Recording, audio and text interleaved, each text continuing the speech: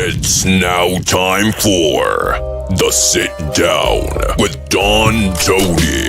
The Sit Down, where Don Tony talks one-on-one with his followers. What are you looking at? About the world of pro wrestling, pop culture, and so much more. The Sit Down with Don Tony. And now, your host, Don Tony.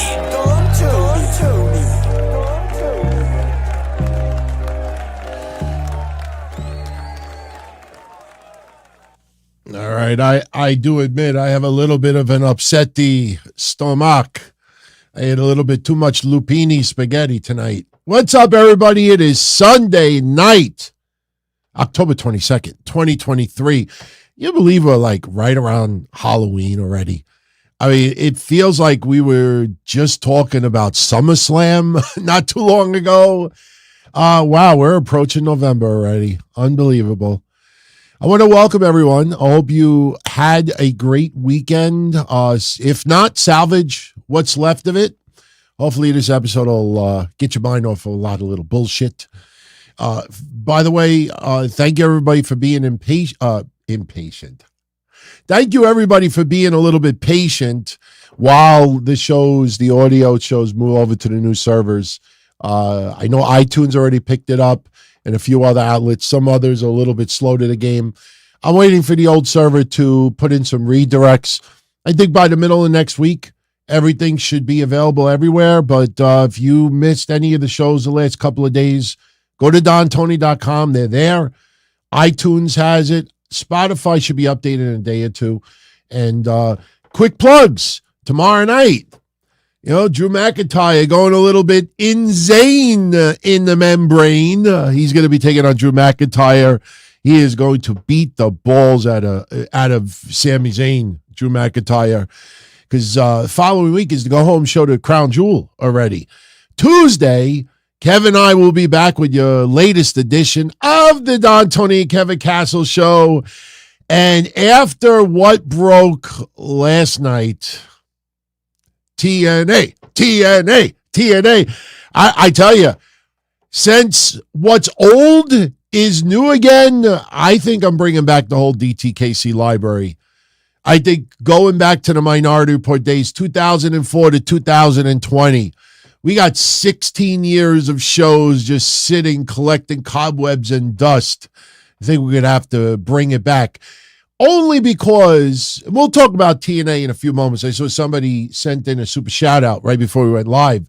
But only because if TNA can improve from 10 years ago, hey, I'll be the first to admit that a lot of our trashing is now outdated. But is it a little bit more of the same? Is it the same ingredients that just don't sell well on the shelves in a supermarket? You just upgrade the label. Is that what the feeling a lot of people are getting? Well, I'll talk about that in a few moments. But also Tuesday night, if you're interested, we are doing the NXT Watch Party, night one of Halloween Havoc. We will see Lexus King. We should have a contest. Who does he face? I think he's going to face Boa. We got to figure out who Brian Pillman Jr. is going to face in his debut. And then we got Becky Lynch defending the women's champion. We'll do predictions Monday night for night one, 5 or 6 matches. So it should be very easy predictions. Last night, TNA, well, see, I'm getting back in the habit of saying TNA. Last night, they had Impact Bound for Glory. And let's just say I screwed up in a shitload of predictions. I got some stuff way wrong. And I got to be honest with you, I think they kept the titles on Alex Shelley and Chris Sabin because they are attached to the old TNA legacy. I don't agree with the decisions, but Jordynne Grace almost ran the table. Well, we talked about yesterday that she wins the gauntlet and then challenges for the world championship, but we thought maybe that happens last night. Nah, they're going to milk it and save it for January, which is fine. But we're going to do a little watch party on Tuesday. And hey, who knows? I already had 2 people ask me, DT, would you consider doing a watch party for TNA? I'll answer it. I'll answer it differently. Let me, for anybody that's new, just tell you quickly how Sunday night works here with the sit down. I show up with nothing. You dictate all the topics that are discussed tonight. If you want to be part of the conversation and tell me what you want discussed, all you got to do, if you're live, is be in the chat. It's free. And you post a comment or a question, and I will answer it. Super shout outs, super chats are never required, but they obviously keep me in business, so they are going to always get a little bit of VIP treatment. So we always have to get into this first. And I see already 2 came in and has to do with TNA. So let's open up, talk a little bit about TNA. Now, I will tell you, Wednesday, I will have a whole segment on Wednesday Night Dynamite about the rebranding of Impact Wrestling back to TNA. And shout out to Frank with the sticky fingers. Thank you for the 10 spot, buddy. He says, your thoughts on Impact bringing back TNA. I used to love TNA back then, so I'm hoping this leads to good things. Okay. I exchanged a couple of DMs earlier today, trying to get a little bit more info as far as what's going down. What I don't want to see is just a rebranding. It's like I said a few moments ago, you have a product that doesn't sell well on the shelves in a supermarket, and instead of maybe improving the ingredients, maybe get a couple of different cooks in there to maybe make the product a little better, you decide to change the look of the label. And what I don't want to see happen is that all they do is change the label. Now, let's make this clear right at the get-go. The roster in January, whether it's Impact or TNA, is going to be the same. Think about the free agent market out there. And let's be honest. This is something that I've been bringing up for a couple of years now. Whether people like to hear it or not, I've been bringing it up. You have Jay White in Impact Wrestling, and it didn't draw anything. You had Bronson Reed. You have Kenta. You have Will Ospreay.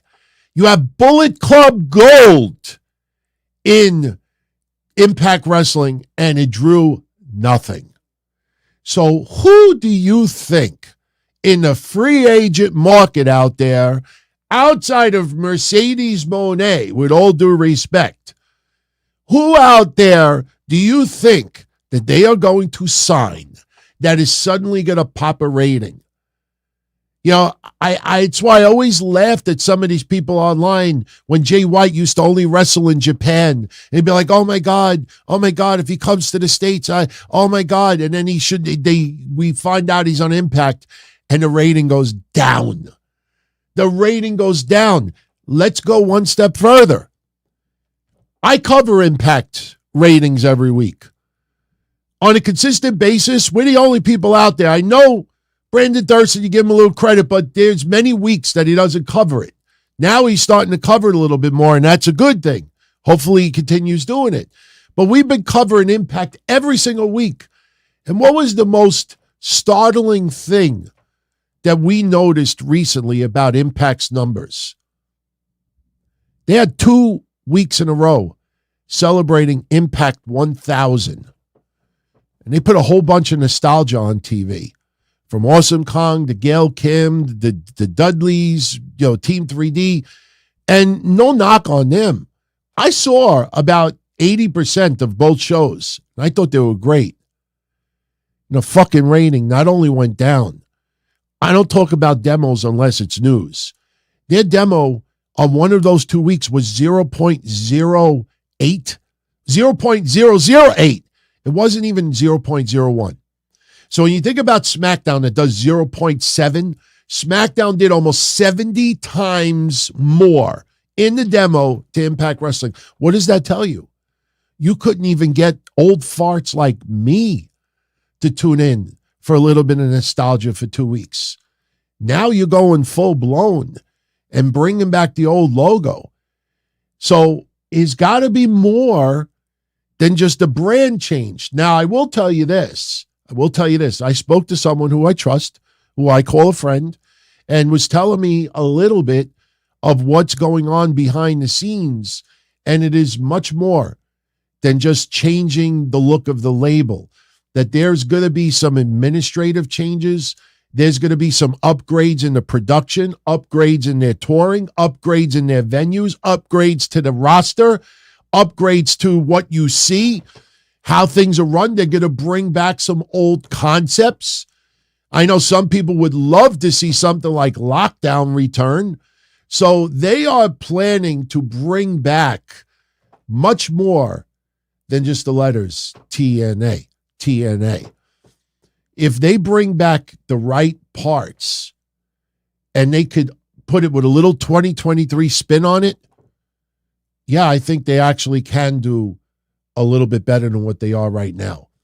I don't think it is just, bringing it back just to change the look.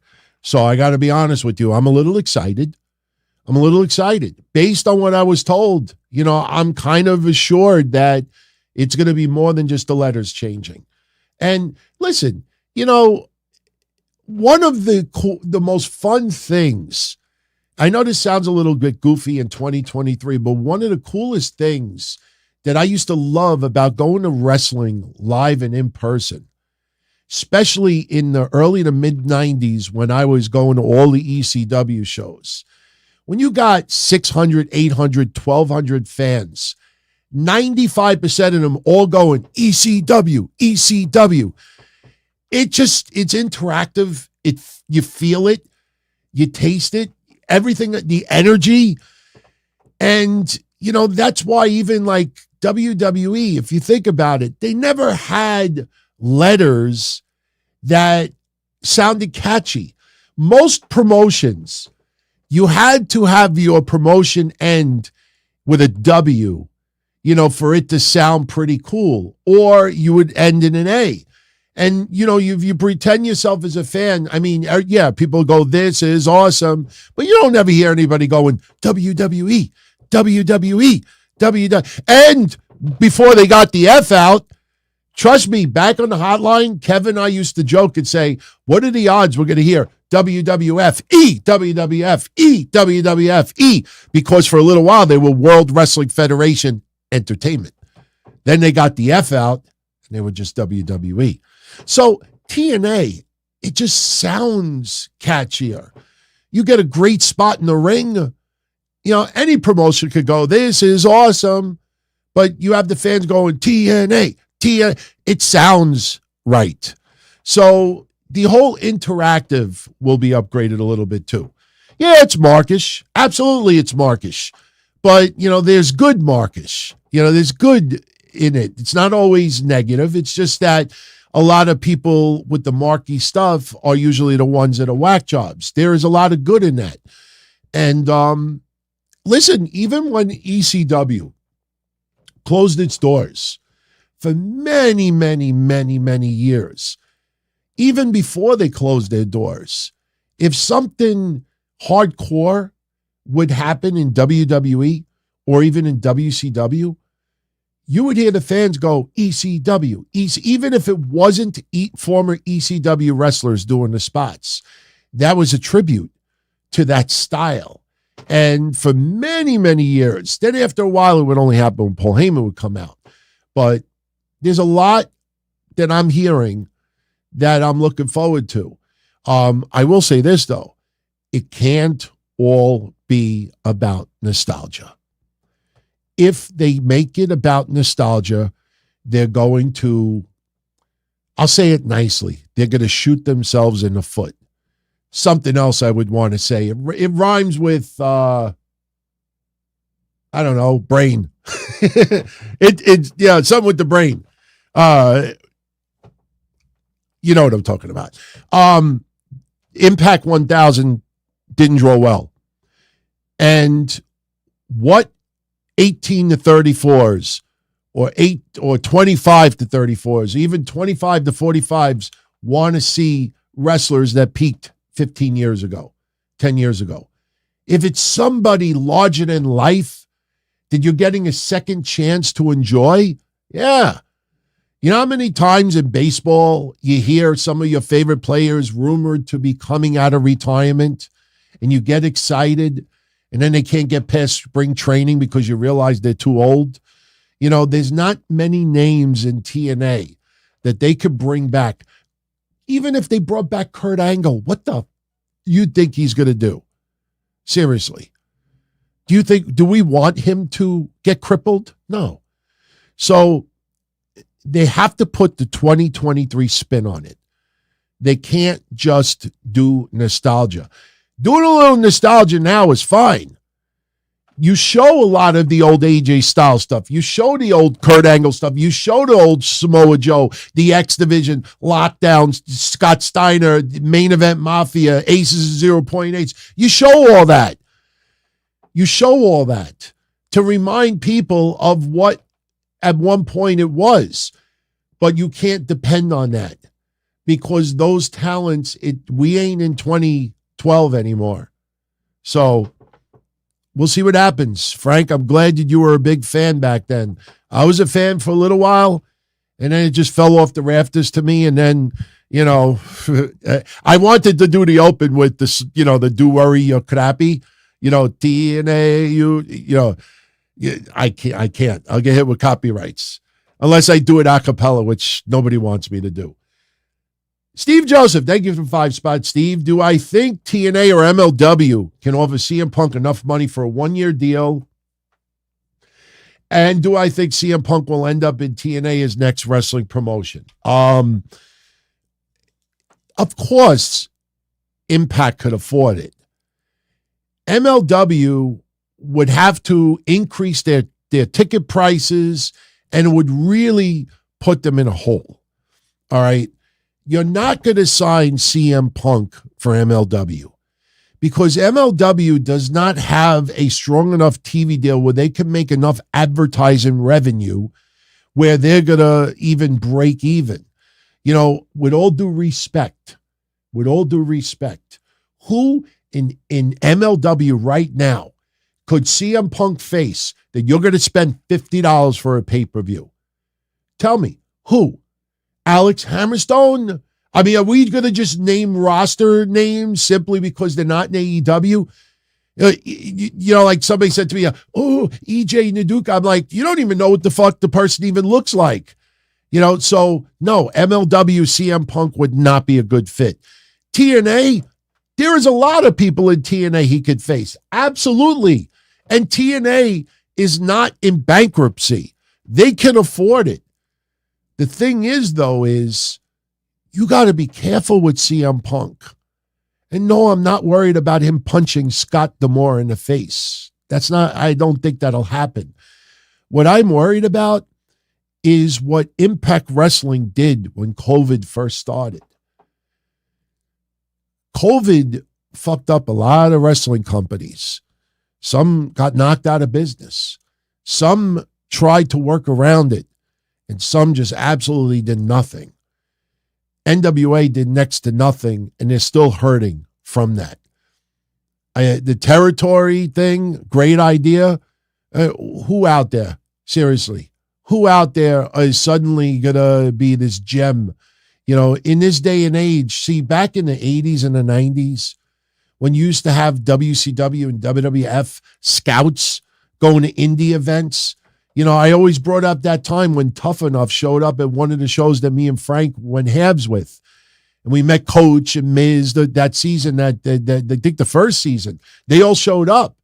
But, you know, once in a while, you'd have somebody from WWE that would go to house shows, go to indie shows to scout some talent. If I remember correctly, Tommy Dreamer used to do that. Some others would do that. They would go to indie events, especially if they were on the card, and they would scout some of the other stars to see if anybody is worth the damn. Now with social media, I mean, there's no one really out there that's wrestling for no Wi-Fi championship wrestling. You know, like no internet. You know what I mean? Like everybody has been seen for the most part. Sure, Some people haven't been seen as close to others. But in this day and age where, anybody could post a video and be seen, what is the developmental territories going to do? To me, it's just to amp up the reality show that they want to sell. But as far as CM Punk and Impact, the big problem that Impact needs to prevent is what they did in the COVID era. In the COVID era, they had Kenny Omega and Christian Cage as their champion for about a year? And a lot of the attention with Impact Wrestling was AEW. You had Tony Schiavone and Tony Khan doing skits. You would have, the closest we had was Gallows and Anderson in a production truck, filming for an AEW skit. It was so one-sided. You never saw anybody in AEW invading, anybody from Impact Wrestling invading AEW. You never did. You saw AEW going there, Matt Hardy, Private Party. I remember all of that. I don't remember. It was so one-sided. You know what the message that told? And I think by now Scott D'Amore and a lot realized that. Maybe they had no choice. Maybe Tony, probably not, because Tony Khan would have told us 1,000 times by now that I paid their salaries. I paid even Impact salaries so they could stay afloat. We would have heard that by now. But I think Scott D'Amore realizes that the visual, the perception to Impact fans is that their own wrestlers are not strong enough to be champions during the COVID era. They had to put it on Kenny Omega instead of putting it on Sami Callihan or putting it on Moose or putting it on whoever we were rooting for at the time. And that was a blow to Impact Wrestling. Everybody thinks that when Tessa Blanchard left, that's when the ratings started declining. No, it just happens to be around the time right before COVID. Tessa Blanchard, when she was champion there, their ratings were in the 2s. And they weren't on it like this other network that had 3 times the viewers' possibilities. If people want to watch it, they will. So what Impact cannot do is give the same vibe like they gave to Kenny Omega. Christian Cage was not there long. So Christian, we give a pass. But if Impact starts giving the same vibe to CM Punk like they did with Kenny Omega during COVID, I'm telling you, do you think the elite media out there, do you think the people that despise CM Punk are suddenly going to ignore it because he's on TNA instead of AEW? They're still going to be on this shitstorm brigade. There's still going to be fake news put out there. There's still going to be a lot of bullshit out there. There's going to be a lot of shit going on. So I have no problem with Impact signing him, and I think Impact can afford it. Yeah, they can afford it for a short period of time. Not for a year. 3 months, 4 months at the most. If WWE doesn't want him for Mania, 6 months, and see what happens. You do not lock in for that kind of money for a year, and the ratings only draw 120. Nobody in Japan. No other stars. Not even Trinity. Let's be honest. There was a lot of buzz at Trinity, and I was happy to see, and I love what she's doing in Impact right now. But she hasn't moved the needle. But to be fair, after a couple of weeks, Cody did not move the needle on Raw. No one person is going to move the needle. And that's why Impact's got to be very, very careful if they do ink CM Punk to any deal. They got to be really, really careful about it because no one wrestler right now is going to move the needle. Unless you're Roman Reigns. And I guarantee if Roman Reigns was on every single week, you'd see a couple 100,000 viewers suddenly drop because they'll figure, I could just watch it the next day. It's not you snooze, you lose. You miss it and it's over. So thank you, Steve. Casey is Raw. Thank you for the 5 spot. If TNA has a working relationship with AEW and have TNA wrestlers on AEW shows, would that help the TNA viewership? It didn't help before. I think for the first 2 weeks when Kenny Omega was on, they drew like 149, right around that. Then it went down.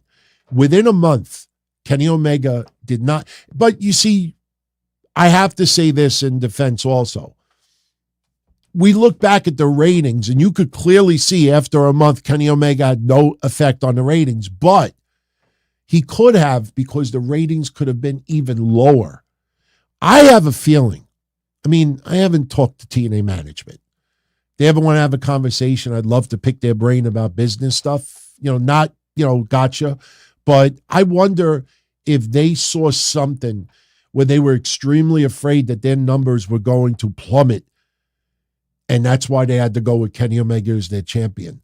The reason why I don't believe that is because when COVID first started, everybody was home. Everybody was home. If there was any reason to watch wrestling on TV even more, it was that time. So if you couldn't generate viewers when people, it's like a snowstorm. Like if New York gets 20 inches of snow and everybody's forced for the most part to be indoors, and you have a local TV show and you find out that it drew a shit rating in New York, even though everybody was home during a snowstorm, that's not good. So, no, I don't think a working relationship would be good. AEW, whether you like them or you don't like them, one thing you have to admit, and it's clear cut, and I say this as a positive, they have their identity. You know AEW's identity when you see it. Back in the day, Impact Wrestling, knockouts, six-sided ring, X Division. Then they started the reverse battle royals, and this did some of the dopey shit. But Impact Wrestling lost their identity. How many times have I said that in the last 3-4 years? They thought that what this Legends House, their version of it, you remember when they were doing their own house? I mean, during COVID, you had no choice. I mean, they did their variation of it. But the problem is, their identity was getting too much about, the non-wrestling than the wrestling. They have to create their identity. And they're going back into TNA to get that identity back. AEW is not going to give them an identity. The only identity they're going to get is that they have to borrow from AEW to try to get. No, you got to create your own identity. So no, I don't want to see do not want to see a working relationship with AEW. Absolutely not. Absolutely not. Shout out to Zimpulse. New sub. What's up? Jimmy Fingers. We have Frankie with the sticky fingers. Now we got Jimmy Fingers. Hey, how you doing, Jimmy Fingers? Don Tony, do you think AEW has peaked in its 4-year infancy? 2 at a high level, 2 at TNA was their peak between 2006 and 2010. In my opinion, I say no. TNA back then had many more viewers, but we didn't have the streaming platforms that we have now. I don't like comparing ratings from 15 years ago to today because people ingest their viewership in wrestling in so many different ways.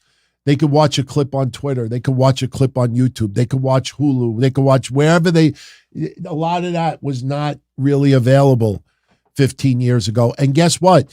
A lot of people forget this, but there was a time that WWE did not like the internet, did not like social media. They frowned upon their wrestlers having any type of a website or a social media account. They frowned early on social media, and then they realized they could make some serious money off of it, and then they embraced it. Then they embraced it big time. But no, I don't, listen, AEW, I think the problem is they're trying too much to be on WWE's equal. I don't have it in front of me. I'm going to show it tomorrow. Only because there's wrestlers in the ring.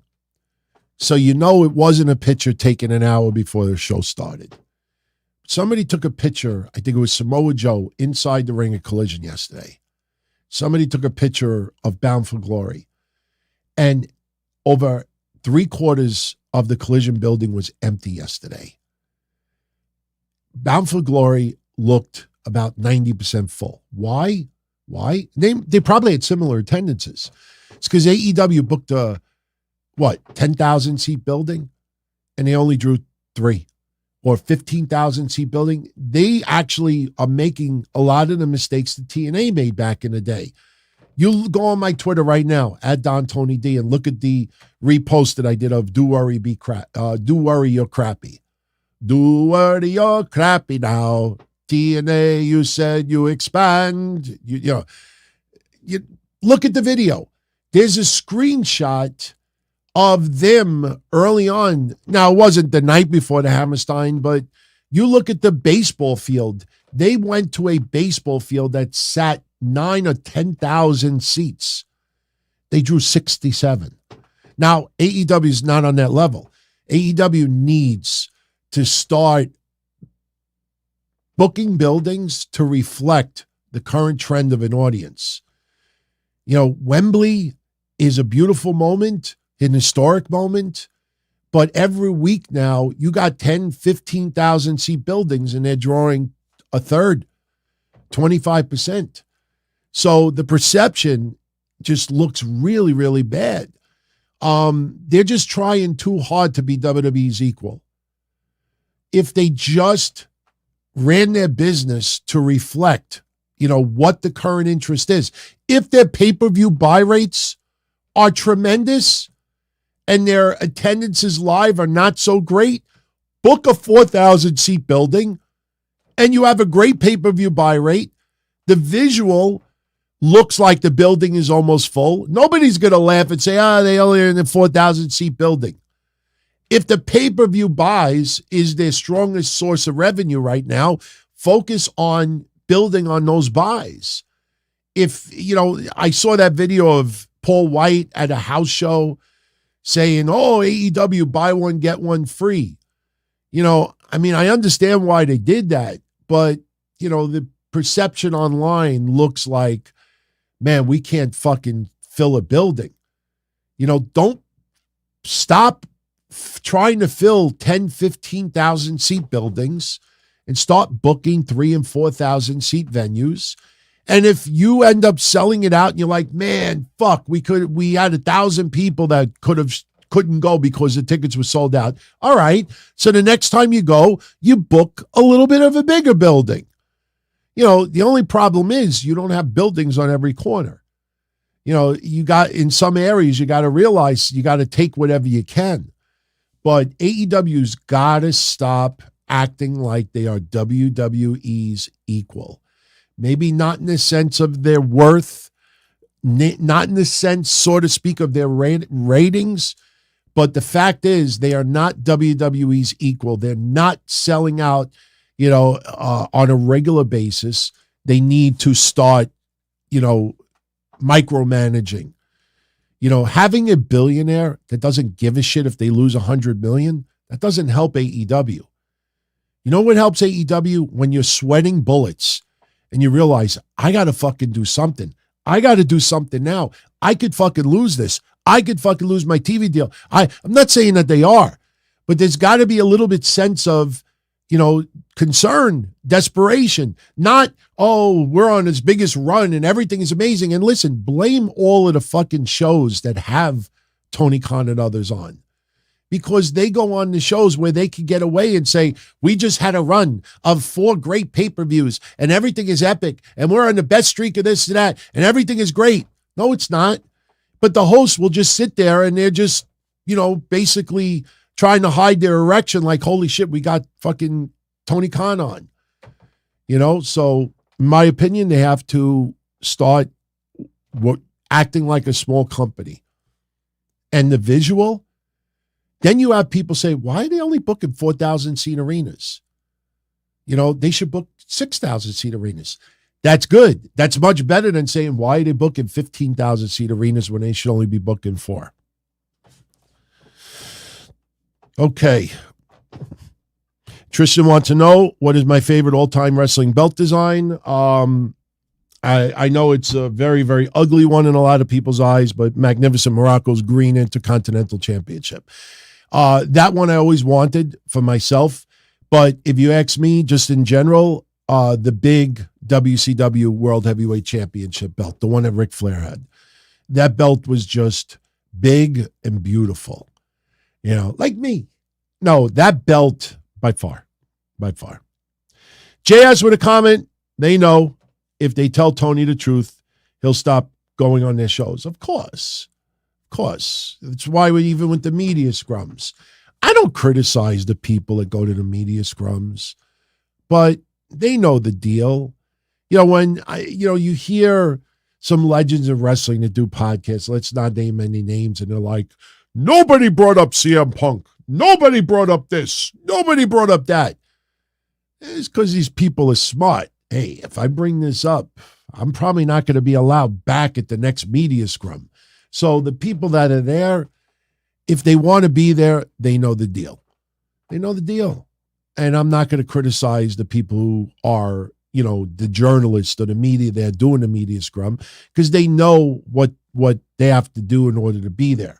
But when it comes to outside media with podcasts and stuff like that, it's a little bit different, especially I don't want to bring it up, and I don't give a shit. He's 100 times bigger than me. I don't want to be big like this guy, but that Dan Liebertard guy, they're trying to be edgy like, hey, Tony, we fucking got you on. We need something fucking good. You got to tell us, were you really fucking scared? Like, you think with the lawyers and all that, Tony's going to just, okay, let me tell you the truth. No, they were trying to act tough. They were trying to cover up the fact that they were jerking him off. Honestly, they were, audibly jerking him off.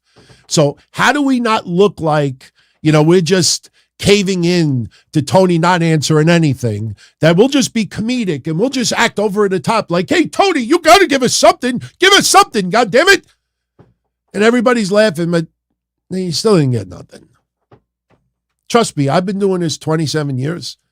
I kind of know when people are just talking out of their asshole to try to like divert, what they're doing or not doing. I did not see Darby Allin's new face tattoo yet, Matt, but I will definitely seek it out later today. I'm sure I will have a comment on it on Wednesday's show. I'm not a fan of face tattoos. Iron Mike Tyson was my favorite boxer of all time, next to Muhammad Ali. When he got that face tattoo, I'm like, why?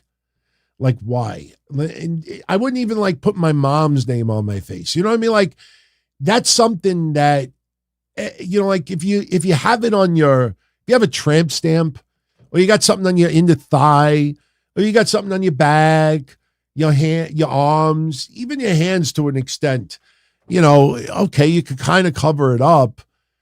I'm not saying that anybody should ever have to cover up tattoos, but with the face though, you can't commit crimes. I was watching something on the other day where somebody was like, oh, he's got a tattoo on his neck, giant letters, KST. Like, how do you cover that up? Like, why would you even put something like that? He can't commit crimes because all they can say is, oh, he's got this big tattoo on his face. It looks like a tribal. You know what? All right. William M. Question. He lost his best friend, Roxy, Friday. He's heartbroken. Any suggestions how he could get through this difficult time? I'm assuming Roxy was a pet. Took me a very, very long time. Took me many, many, many, many years to be able to talk about my dog without breaking down. Probably in the last year and a half is when I've been able to really talk without breaking down. I don't want to know because it just opens up a lot more of those raw wounds. But I will say this. I had to put my dog to sleep. And a lot of you know the story. He ate neutral dog food, got sick from it, ended up diabetic. And a lot of people don't know this part of it, but my dog was diabetic. Every day for 6 years, I would give him an insulin injection at 5 o'clock at night and 5 o'clock in the morning. For a while, I was doing it at 3:30 in the afternoon and 3:30 in the morning because every 12 hours he needed insulin. I had to check his urine. Every time he peed, I would have to run in the room and grab a urine strip to catch it to make sure that he wasn't hypoglycemic or if his sugar level was too high. And I did that for 6 years. And I got no sleep for 6 years. And still to this day, sometimes I wake up at like 5 after 3 and I'm like, Why am I getting up? And that was because I would feed him at 3:30 in the morning, because you can't give a dog insulin without giving him food. So 3:30 in the morning, I'm cooking him dinner, I'm feeding him, and then you try to go back to sleep for an hour or two to get up for work. But it took me a very long time to realize that my dog was suffering. My dog, if he would have remained alive, I would have had to have injected like a quart of water inside the scruff of his neck every single day so his kidneys could flush out toxins. Everything was failing. And I realized at that very end that I'm keeping him alive because I want to keep him alive. That dog is suffering, is in boatloads of pain, and I had to make the most painful decision, and I had him put down. I have his urn by my bedside. I see him every day. I have his favorite toy still next to his urn. Believe it or not, inside his urn, I don't want to take it out. It would be a little, I think some people would find it creepy, but inside his urn, not only do I have his ashes, but I have his last bottle of pain meds, just like as a figurative, like you're not in pain anymore. Still have everything, and I have already told my family. I told my wife, told my parents, so if I fucking ever die, which I will one day, but if I ever die and you're around still, you better make sure that you bury him with me, or I will fucking come back and haunt everybody. I will fucking haunt everybody. I will do whatever I possibly can. But the thing is that, the pain will never go away. But you'll start accepting that you can't be selfish. One thing I think a lot of us forget when we have cats and we have dogs, they usually live to be in their teens. And my wife's dogs are 13, 14 years old, 15 years old. I pretty much know within the next couple of years, we're going to have to start dealing with some things, and she don't want to think about it, but you have to think about that. And, when you realize that, dogs, my brother has like one of these bulldogs. The dog's only 6 years old, and now suddenly out of nowhere, it's getting seizures. And now his enzyme levels are all out of whack, and they think that he may not make it, in a few months. But the thing is that when you get a pet, they don't live to be 60, 70, 80 years old. You appreciate the time you have with them. Remember that you gave your pet a really good life, and, you don't want to see that pet suffer. You don't want to see that pet suffer. And that's something that I had to deal with for a very long time. Like, I always thought to myself, would he really have suffered if I would have been fine injecting him with crazy amounts of water every day, but, how would have he felt? And it took me probably 8 years to finally accept that. But a lot of people don't even know this. The day I put my dog down, Kevin and I did an episode of the Don, Tony, and Kevin Castle show. And Kevin said to me, he goes, take the night off. I'm like, no. I said, what am I going to do? I'm going to cry all night long. I said, let's do the show. Let me get my mind off of it with wrestling, and let's just do a show. Nobody knew. We didn't say anything for weeks that I had to put my dog down that night. But as long as you gave your pet a good life, and I don't know if you're one of those that would go out and get another pet. See, me, I will never get another dog. I care for her dogs. I treat them like they're my own. But to me, they're her dogs. I will never replace my dog. So that was it. Like, I could never emotionally go through that again. But there's a lot of people I know that will go a week later and get another dog. Care for another dog. Treat another pet the way you treated the pet you have now. Well, William, you say your pet Roxy is your last. You say that now because it just happened. But, you give it some time. And, you think about it. There is no wrong answer. So, but yeah, my thoughts are with you, man. And I know there's a lot of people in the chat as well saying the same. Trust me, a year ago, I couldn't talk like this. Funny thing is, I can't still talk about my grandmother all that much. And my grandmother died in 1991. It's just, but this I've come to terms with. So, all right. Mark Hicks with a wrestling question. Why is Ken Shamrock in the TNA Hall of Fame and not in the WWE Hall of Fame? Because TNA, Ken Shamrock was a middle-sized fish in a small pond.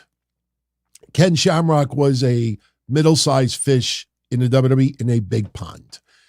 And unfortunately, Ken Shamrock didn't get along the best with a lot of people. And when he was gone, he really wasn't talked about. Listen, you think back to Ken Shamrock's early days with TNA. Guy was a heavyweight champion. I remember him with the big sideburns. The guy did a lot in TNA. You know, you could use Raven as an example. You know my feelings about Raven. Wrestling-wise, you know, my appreciation for him. Personally, you know, a couple of things here and there we won't talk about. But the thing with Raven is you look at his WWE career, you look at his TNA career, forget his ECW career for a minute. You look at his WWE and TNA career, Raven is a Hall of Famer in TNA. WWE, I wouldn't really think about it all that much because Raven was a memorable part of the Attitude Era, but didn't have that standout career that, you know, he should be remembered in Hall of Fame. Look, I think Ken Shamrock is a Hall of Famer, just as Raven. But in TNA, Ken Shamrock was in a much smaller pond. So that's why he is viewed. And listen, he had a comeback not too long ago, did not do a bad job. You know, Ken Shamrock, that's just the way it is. I think he deserves to be in the TNA Hall of Fame. I'm a little surprised that he was never put in the WWE Hall of Fame. I'm actually a little bit surprised. By now, I would have thought he would have gone in. The problem is with Ken Shamrock, you can't put him in the legacy wing. Like, he's not old enough to put in the legacy wing. Like, if he wrestled for the WWF in the 80s, then I could see it. But he, you know, that's the problem with wrestling in the Attitude Era. You ain't old, unless you were really like at the tail end of your career, you really can't get put in the legacy wing. You know, when you were only in your 30s during the Attitude Era. So Dream 101 with a 2-spot. Thank you, Dream. He wants to let everyone know he does not want Logan Paul to get that championship. Well, I talked about it yesterday. I think Logan Paul, only way he gets that championship, if he picks up where John Cena leaves off. And for anybody that did not see or hear my Don Tony Show episode yesterday, John Cena's current run in the WWE is coming to a close. Crown Jewel will be pretty much it, maybe a week after on SmackDown, but that's going to be pretty much it. He's going back to Hollywood. They have their TV deal inked for the next year. They're going back to the USA Network, but they still have to maintain some strong numbers. You know, it's not even Vince McMahon's company anymore. It's TKO Group Holdings. You know, they spent billions, not just so any TV show could have average ratings. They want to maximize and they want to get that value back up there a little bit. They lost 25% in the stock market. We've talked about that a few times already. Nobody brings it up. The reason why people don't bring it up is because they know deep down inside, Vince McMahon still being part of WWE is not the reason why that stock went down. That stock went down for other reasons. The SmackDown TV deal, the fact that Vince could liquidate his stock whenever he wants. There's a bunch of reasons why that stock went down 25%. But the whiny heinies online cannot use the go-to, oh, Vince is fucking up creative and, you know, the stock they're not happy and the stockholders are selling because Vince still has power. It's not the reason. So they don't bring up the stock dropping. But with John Cena leaving, who is going to be that next bigger name that is going to be on TV on almost a weekly basis for a few months? You know, Logan Paul, if Logan Paul is worked out something where he's going to be on SmackDown for 6 of the next 8 weeks, yeah, I could see him winning the United States Championship. My gut feeling says no, because he came back because it's Saudi Arabia. If it was Backlash, and I know Backlash is not coming. My point is, if it wasn't Saudi Arabia, Logan Paul would not have come back this past week. So we have to see, we have to find out where Logan Paul stands. If he's just coming back for the crown jewel payday and then leaving again, of course he's not going to win it. But if he wins that United States Championship, that means that he will be sticking around for a little while. Okay. How long we've gone? Wow, we've already gone almost an hour. Let's stick around for a little bit longer. Yeah, I'm enjoying both Usos themes. I like Jay's a little bit more than Jimmy's, but both of their theme songs are great. I'm still hoping that they change Carlitos. That's, as I said yesterday, that's make the save music. You know, when somebody makes the save, like you pop, you get off your feet, you're cheering, you're energized. That song is for when someone runs out and makes the save, not when somebody's coming out to have a match. That could be part of the reason, maybe why Carlito hasn't had a match yet. Maybe Carlito turns heel very, very soon, and Carlito's first match in the ring, he'll have other music. I want to see him come out at least once for a match with that music. I want to just see, like, you remember his cadence, how he used to walk, with the ring. I mean, if you remember his I spit in the face of people who don't want to be cool. I mean, it was kind of like a mellow, laid back theme, and he would walk laid back. Having that really, really energetic music and just walking relaxed cadence wise, it's not going to fit. Okay. Let's see. Raul is asking, did I get his milestone question? Yeah, I do see it now. Sting's last match coming up, top 5 favorite Sting feuds. That's pretty loaded to give me spur in a moment. But I could bite.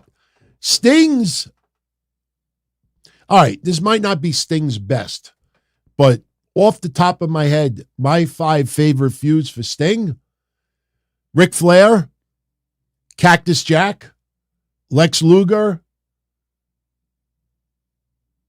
Jake the Snake Roberts, and number 5, Hogan, yeah. Hogan, Jake, yeah, that's my 5. Jake the Snake Roberts, that feud is a little bit underappreciated because Jake Roberts, when he returned to WCW, he was not in a good place. And we're saying that politely. But I do remember when Jake Roberts attacked him, it was pretty fucking cool because he was coming off of his WWF run. But for me, Lex Luger, Ric Flair, Hollywood Hogan, Cactus Jack, those 4, absolutely. TNA, I kind of enjoyed the Abyss feud because that was like, listen, you see what Sting does in AEW. You see some of the crazy shit he does. When he fought Abyss in TNA, I remember covering it, and I still have those episodes. And I'm dead serious that Kevin and I might be bringing back our entire archive. Right now on Patreon, there's about 3.5 years of content of DTKC shows. We're thinking about bringing back everything on over there. And I do remember us covering it. We were kind of like surprised at Sting feuding with Abyss. Like, I don't think many people expected that. But Sting actually did some spots. And, you look back at that time, and I guess Sting was a little curious and was doing some shit. At least it wasn't the Vampiro stuff that he did in WCW. But Cactus Jack one was, for me, was really good. I brought this up before. About 20 years ago when eBay was first a thing, was fairly new, somebody was selling on eBay the shirt that Cactus Jack wore when he fought Sting. in that event. It was a white t-shirt. That's all I remember from it. I think it was green. I think it might have had green cactus on it or something, but somebody was auctioning off the actual shirt that he wore. And I had the high bid and I let it go. And to this day, even though I don't collect memorabilia much anymore, I still regret not winning that auction. I think it sold at that time probably for like $150. 20 years ago. So, but that was the actual shirt that he wore. All I remember is that it was, I think, ripped, and I remember a lot of sweat stains. But I always wanted that shirt for some reason. That feud was great. Thank you, Mr. Glenn, Ricky Rossi, for the kind words. Thank you. Tristan wants to know my favorite Goldberg match of all time. Oh, I don't know. I think Hogan at the Georgia Dome, because it felt tremendous. They sold out 40,000 tickets in 2-3 days. Still don't understand why that wasn't a pay-per-view match at the time, but that match was pretty cool. That match I kind of remember, the feeling, and it was a big feeling at that time. All right. Let's start bringing this home. We'll go for another 15, 20 minutes. Benjamin, how funny were the dirt sheets reporting that CM Punk was at the Blackhawks hockey game to watch the hockey game? I didn't have any problems of those covering it. It's just the way they covered it. It's just, you see how people, I tell you, I don't have a problem with Elon Musk much at all. But when he started this ad revenue thing on Twitter, it's not just wrestling. It's mainstream news. It's fights. It's, like killings. It's abusing animals. Like, people are just putting shit up there. And what's worse about it is, this is where it gets dangerous. I block about 80% of what I see on Twitter. I have muted a boatload of people, not because they write bad stuff, but they'll comment about stuff that, you don't want to give people play. Whack jobs you're supposed to ignore and just let them fade away, and they'll get the hint. When you give them this feeling like they're actually getting attention on something, they'll do it more. And what's getting scary now is, and I brought up this example recently, there was somebody, if I remember correctly, was transgender and was in Italy. And they showed video of the police with batons hitting this transgender person. And they showed about maybe 15 to 30 seconds of it. And it was disturbing. And if you saw the wall in response, everybody wanted the heads of all those Italian police cops. And I'm not saying it because they're Italian. No cop should be doing that. What they left out was apparently that transgender was, how do I say this the right way so we don't get flagged, was around children and was doing some very disgusting things like right before that. I didn't bother to research the whole story, but you only pull out 10 seconds of something to make it really one-sided, and all you're trying to do is stir up hate. I saw somebody yesterday who I'm friends with online, really good friends with, and he was cursing out some person who posted a video of some kid, I'm sure probably a lot of you saw it by now, some kid holding his German Shepherd up in the air, hind legs up in the air, holding him like this. And the person recording was laughing up a storm and everything. And this person that I'm friends with is cursing out the person for posting the video. And I look at the video and it's got like 460,000 views. And I just muted it because I'm like, you're doing exactly what they want you to do. It's like that clip I showed everybody yesterday, that wrestling news site that intentionally wrote wrong again, the wrong person a couple of weeks ago, Roman Reigns is the next Paul Heyman guy. And they knew that they made the mistake. It was Braun Breaker. And when you clicked on the ad, it's all about Braun Breaker. And you look at the comments, and there's about 50 comments saying, bro, you wrote Roman Reigns, it's Braun Breaker. Bro, you made a mistake, bro. And then you see a response, oh, I'm fixing it now. 2 days later, it wasn't fixed. And then yesterday, CM Punk comments about WWE CM Punk rumors. And it wasn't CM Punk, it was Bully Ray. But now people are intentionally writing wrong titles just to get somebody to click on it. That's how bad this has gotten. And unfortunately, there's a lot of people who try to do the right thing who are hurting. You know, I mean, I don't think anybody should be forced to pay for news or media or stuff like that. But, you know, when I tell people, Fightful for $5 on Patreon is worth it. Because at least you know, whether you like the people or you don't like the people involved, at least you know what you're going to read is honest work. And that's not a shill for them. I am not friends with any of them. I don't get any commission. I don't think anybody from Fightful follows me. But, you know, I can trust that when I'm reading, you know, sometimes people get wrong information. I get wrong information. Other people get wrong information. I don't even do news as a living. I opine. But there's some people out there, a lot of people out there that are intentionally writing wrong things and writing and posting disturbing things just to get a hit. Villain, thank you for the 2-spot, Villain. How am I liking Trick Williams? I'm shocked how over he got with that crowd. And I'm happy because it's NXT. Because, listen, Kevin Owens, Chris Jericho, you know, the list, remember the whole storyline? They were best of buddies. And it was so good on TV, nobody wanted to see them break up. In fact, even that night where we knew that Kevin Owens was supposed to turn on Jericho, and people online were like, please, no, it's good. Why are you ending it early?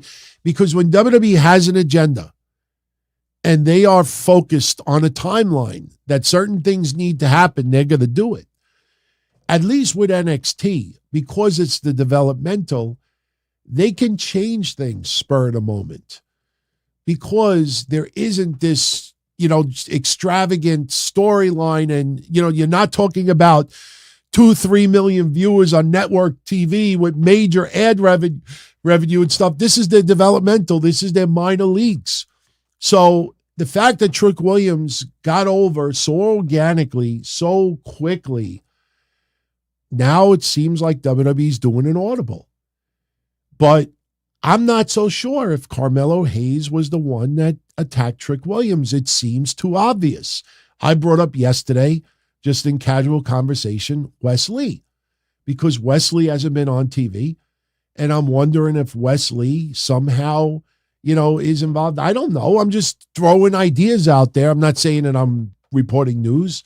But Trick Williams, I love it. I'm telling you, Trick Williams is going to be a huge star in that main roster.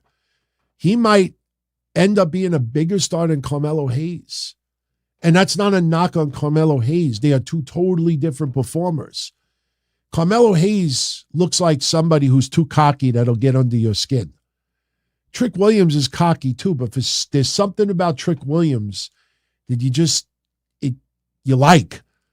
So I'm digging Trick Williams right now. I think Trick Williams, you know, I wish Trick Williams had 100 more matches under his belt. I think people forget how few matches Trick Williams has had in his career. If you look it up, you'll be shocked. You'll be shocked how few matches Trick Williams has had in his career. So just because he is insanely over right now doesn't mean that he's ready for the main roster. He got a little taste, you know, but in the end, he benefited from it. He's in a better place now than he was a month ago. And he only had that North American Championship for what? 2 days? 3 days? All right. All right, so we're going to wrap this up in 10 minutes. So I'm trying to spread the questions around. I don't want to keep answering, nothing against, people who have asked, but, I don't want to answer one person's, 5 questions and forget others. If anybody has a question and hasn't asked one yet, post it.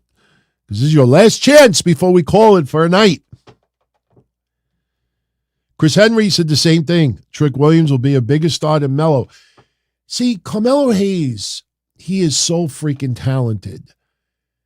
But I wonder if CARMELO HAYES is going to turn into somewhat of a Shelton Benjamin. And I'm not knocking Shelton Benjamin. I am a fan of Shelton Benjamin's. One of the rare people I got a shirt of. I don't know many people have a Shelton Benjamin shirt. Maybe I'll even wear it tomorrow. I'm not talking Hurt Business, Shelton Benjamin's. It's old, but I bought one. I'm only saying that to make a point. Shelton Benjamin was one of the most talented wrestlers to come up from Minneapolis. But outside of the mother stuff, it just felt like you look at him and you're like, I don't see how WWE is going to push him to the moon. You know what I mean? Like, you could feel when somebody fits the WWE template beautifully. When Jade Cargill, it's a perfect example. You look at Jade, you see her on a WWE TV screen, no matter how they portrayed her so far, and you say to yourself, if you told, and I'm not this big Jade Cargill fan, so I want to keep this in perspective, but seriously, this might be quote of the year. If you told AI right now, create me the perfect woman wrestler for WWE, they could spit out Jade Cargill. As far as the visual, she's got to now put it in the ring.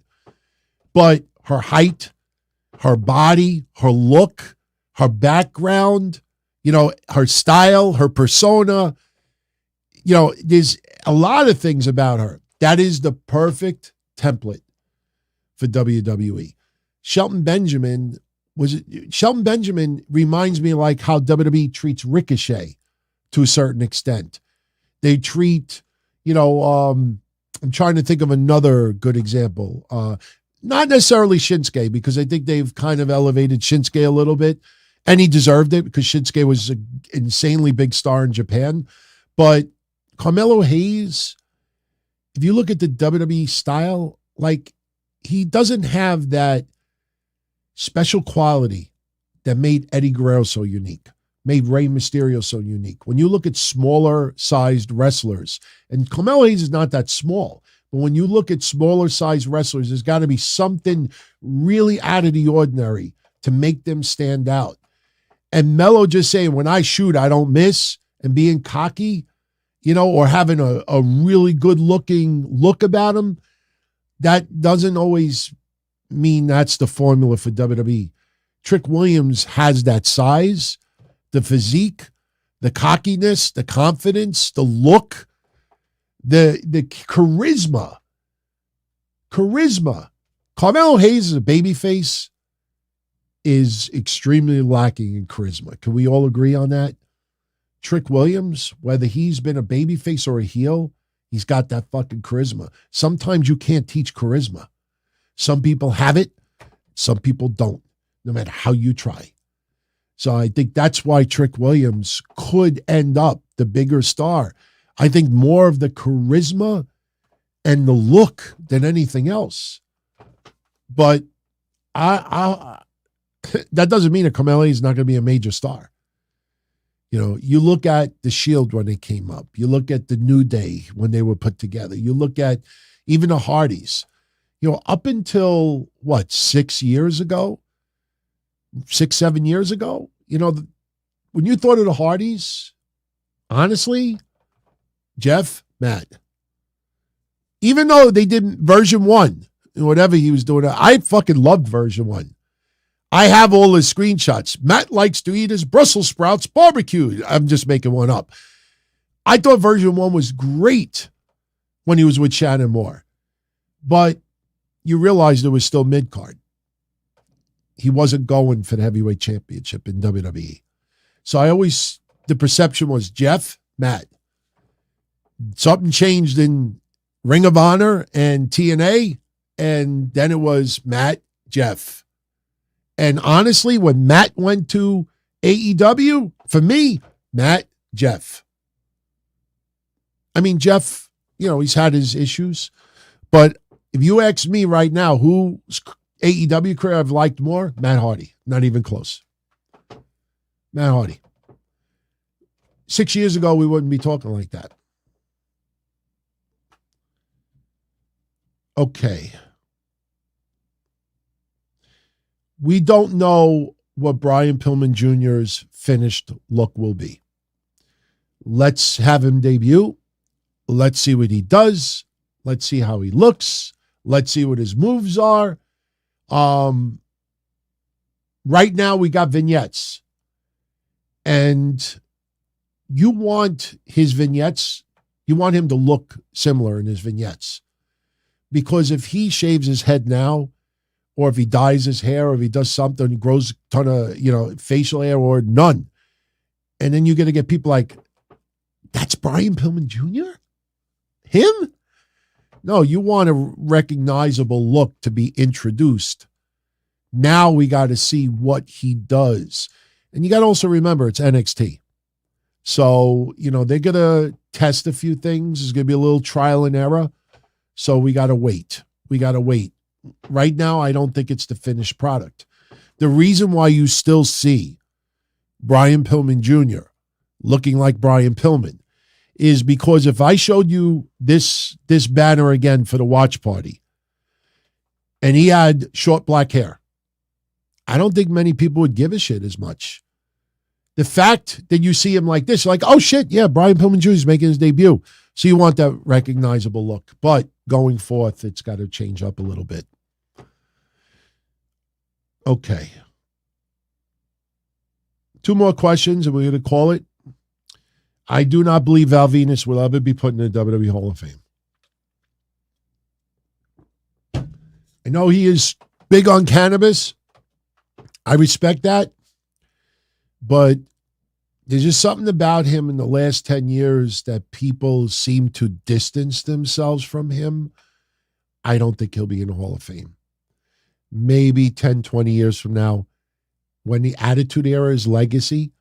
See, right now, legacy, let's be honest, legacy wing is like 80s and earlier. 10, 20 years from now, legacy will be 90s and earlier. When 90s wrestlers feel like they could fit in the legacy wing, then you might see them.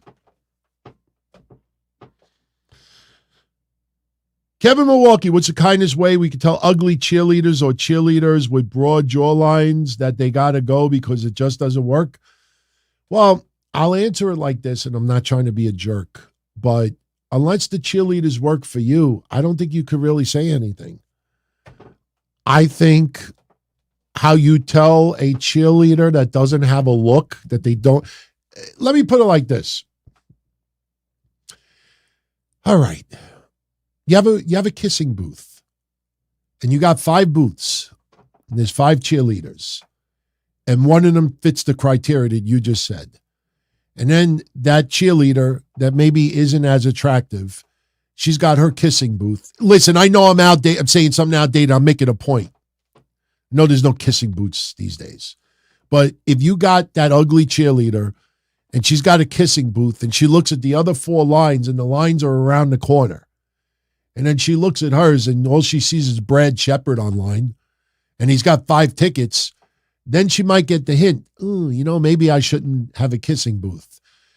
Honestly, and I'm not saying this to be politically correct, I'm at that point now that if somebody's ugly and they're a cheerleader, I actually give that person more credit. Because I'm sure that person has been mocked, made fun of, put down, and maybe even been bullied to an extent, and they still fucking went for it. I really mean that. 20 years ago, I probably would mock the shit out of that person. But that takes a lot for somebody who obviously physically doesn't have the look. I remember, this is a true story. I remember it's got to be 10 years ago, maybe even more. There was a Hooters in I'm pretty sure it was Long Island, Suffolk County over here. And there was a little bit of a news story about some fat woman trying to get a job in Hooters. And she was going to sue or something because they said that she didn't have the look.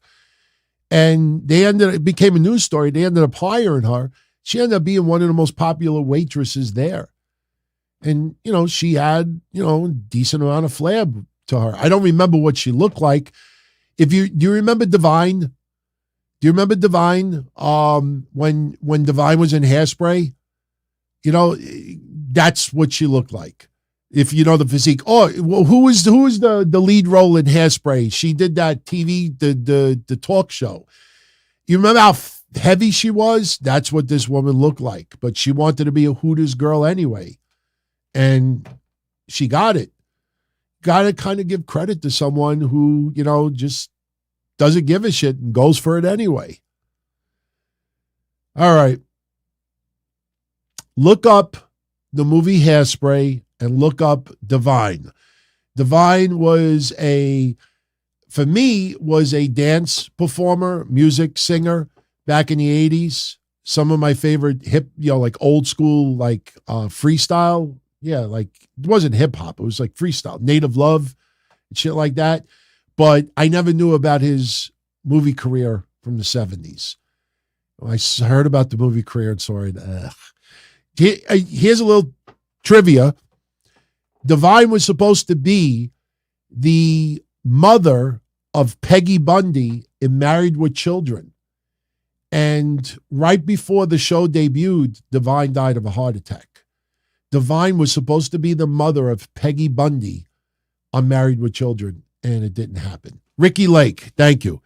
If you look at Ricky Lake, when she did her talk shows, she looked pretty attractive. Then you look at her in Hairspray, and you'll know what I'm talking about. So I still don't speak Japan.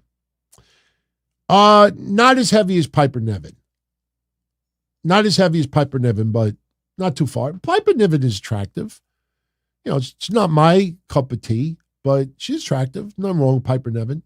Actually, when you see her like outside of wrestling, nothing wrong with her. Nothing wrong with her. All right. 3 more minutes and we're going to get out of here. I sound like 3-minute warning. 3 minutes and we're out of here. Did someone say 3 minutes? Oh, yeah. You want to know something? King Kong Bundy was her father? No, King Kong Bundy was her cousin. King Kong Bundy was a cousin. Tomorrow, This Week in Wrestling History, is the anniversary of the Married with Children episode where King Kong Bundy faced Bud Bundy. If you remember when Bud wore the Bumblebee, I think the Bumblebee outfit, and King Kong Bundy splashed him? Tomorrow is the anniversary of that episode. It's actually part of my history show this week. Just good timing, right? Tomorrow's history show, I will tell you right now, we're not going to play too many promos, but Jim Cornette had a doozy. It is the anniversary of not just the Katie Vick with Triple H, but I forgot Triple H brought Katie Vick to Raw. So there was a second segment that nobody ever talks about. So we're going to revisit that tomorrow. Plus, since Mike Tenay and Don West were just put in the Impact Wrestling Hall of Fame, I got a 2 or 3 minute audio clip of Rhino in a very memorable match against Jeff Jarrett in TNA. We're going to revisit that tomorrow. And it's also the anniversary of Hulk Hogan joining TNA. But we will not be playing clips of that. So, yeah, Don West, man, I hated his shop at home days. That guy was a fraud. On the shop at home days, he was a fraud. When he first came into wrestling, I did not like him because he was not complete fraud in shop at home, but he was somewhat of a fraud. But you realize quickly how much he loved wrestling. And you cannot fake the energy and how into he was with these matches. And tomorrow's 2-3 minute audio is a beautiful example of it. I became a Don West fan. But let me tell you, a lot of you out there are too young. I'll leave you with this. We'll go off the air with this. Back in the 1990s, I'm sure some of you know some of this. Don West was a host for the Shop at Home Network. I bought stuff from the Shop at Home Network. The most infamous episodes for the Shop at Home is when Barry Bonds and Mark McGuire were having a home run chase. I think it was 1998. And every weekend, they would be pitching the Mark McGuire, I think, USA baseball card where he's got the USA hat on. And they were shilling them for like $200-$300 a piece. And I never bought one. But they would also sell swords, knives. They'd have the knife show. There's bloopers on YouTube. There's actually an episode of Shop at Home on YouTube where the guy drops the knives and stabs himself. Not Don West, somebody else, the other Southern hick that used to be on that show. Go on YouTube, you'll love it. But Don West, when they would open packs of cards, they would sell like 100 packs of cards for $15 or $20. And they would be pulling cards out. And they wouldn't tell you what year it was, but they would say, "Oh, look, Ken Griffey Jr." But meanwhile, you realize later on when you got the packs, because I know my friend ordered a couple of lots of them, they were the years where the cards were worth nothing. And the most infamous one of them all, yes, and that's where I got the Barry Bonds from. He would open up a pack and he'd be like, "Barry Bonds, look, Barry Bonds, look, Barry Bonds," and he would like almost have a heart attack with Barry Bonds. He'd pull it out of a pack. Barry Bonds! One time, and I swear I will never do a show again if I'm lying.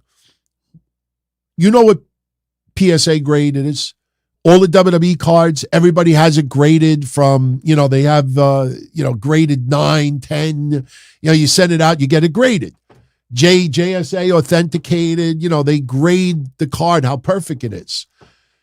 Back in the 90s, and I'll never do a show again if I'm lying, they did an episode one night where they were selling an uncut sheet of baseball cards. Back at least in the 80s, you could buy a set of baseball cards, a whole set in a box, like a thin square box, a rectangle box, and you buy the cards. You could also buy them as a sheet, an uncut sheet.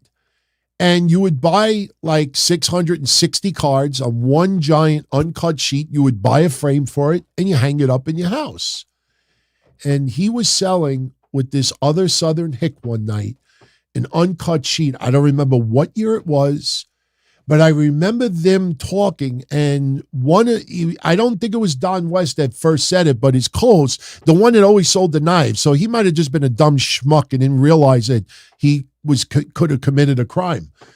He actually says that you could take, if you want, you could take the uncut sheet at home and line it up with a ruler and cut the cards perfectly. And I guess a light bulb went on in Don West's head, and they're trying to like pitch it like, you'd have the perfect cards. We're not saying that you should get it graded, but you have the perfect cards, look perfectly centered. And you realize they're pretty much telling you, get the uncut sheet, line it up, cut it perfectly, and maybe you could get away with selling it to somebody fake. Because honestly, if you get an uncut sheet and I put it, do I have any? Yeah, okay, all right. Okay, good. Look, here's a good one.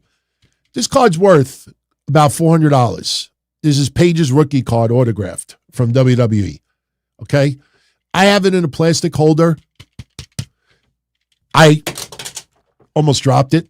If you look at the card, it is almost perfectly centered. I never got it graded, but I truthfully believe if I got it graded, it would be at least a 9. There's no creases, nothing. There's no rookie card. If I buy an uncut sheet and I don't get it graded, but I line it up perfect, And then I say, hey guys, I got this perfectly centered page card. I didn't want to sell it, but I need the money. If any of you out there want to give me $200 for it, I'll sell it to you right now. Would you know if this was from an uncut sheet? How would you know? The front and the back is identical. It's the same. You're cutting it picture perfect. How would you know? When you have it graded, they put it under a microscope and then they realize this is not cut from a machine. Somebody cut this from an uncut sheet. Then they would file it as fraud. How would you know? So when they were doing that, I'm like, this motherfucker is trying to get people to commit fraud. And I guarantee you some people probably did that. I will bet you any amount of money, not saying it's because of them, but if I did a Google search right now and searched arrest uncut baseball cards sold, I guarantee you some idiots out there in the last 10, 20 years have been arrested for selling cards cut from an uncut sheet. I will bet you anything you want to bet. If I go off the air right now and do a Google search, we will find some. In fact, I will find some and I'll put it in the comment section within the next 30 minutes from now.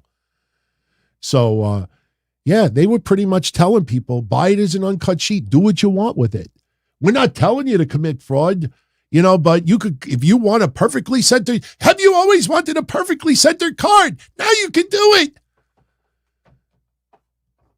Guy was a fraud, man, and Shop at Home. If you look at his history and Shop at Home, if you go to the old message boards, if you go to Wayback Machine and go back to 1999, go back to 1999 and just look up Don West Shop at Home. I could honestly say about 90% of all the message boards were all crapping on the guy. That's why when TNA picked him up, our immediate response is like, him? And you see how he reflected with the TNA deals, 10 autographs, $2. He actually did a little bit of his Shop at Home, but TNA was legit though. You $10, 2 shirts, you didn't know what you were going to get. And then it comes home. I'm not going to wear a Velvet Sky shirt. You're like, what am I going to do? You got to, I paid $10, I get 2 shirts. What am I going to do with this? I'm going to wear a fucking Elix Skipper shirt? No. But he was, he turned out to be good people. Don West turned out to be good people. And I really mean that. I'm not saying it because he's dead. He really turned out to be good people. So, all right, guys. We're right around the 90-minute mark. I'm going to get out of here. Once again, DonTony.com, DonTony.com, DonTony.com. Download the shows. It will not only keep us in business, but also keep us visible, as far as all the rankings for all the podcasts out there. My numbers are so skewed and scattered that now, because we moved to a different server, my focus now is to be on 2 servers, and that's it. The server, the company that I'm now with, and a little bit of YouTube. That is it. Because I'm kind of tired being ranked 30, 40, 50. And then I realized that some of the people in the top 10, that's because they have all their shit in one server and everything is bouncing from there. We got to start, taking this a little bit more serious. And not only that, paying the bills. Because I start, getting near chapter 11. That's when I'm going to have to call it a career.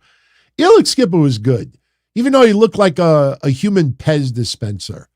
Seriously, Elix Skipper, I always wanted him to be in a horror film where they kind of slit his throat and then pull it back and pull out a Pez candy. He had that giant fucking neck. But I always liked this song, Prime Time, baby. Elix Skipper was good, man. I would consider Elix Skipper in the TNA Hall of Fame down the line. Elix Skipper was that good. Yeah, he had a big ass neck.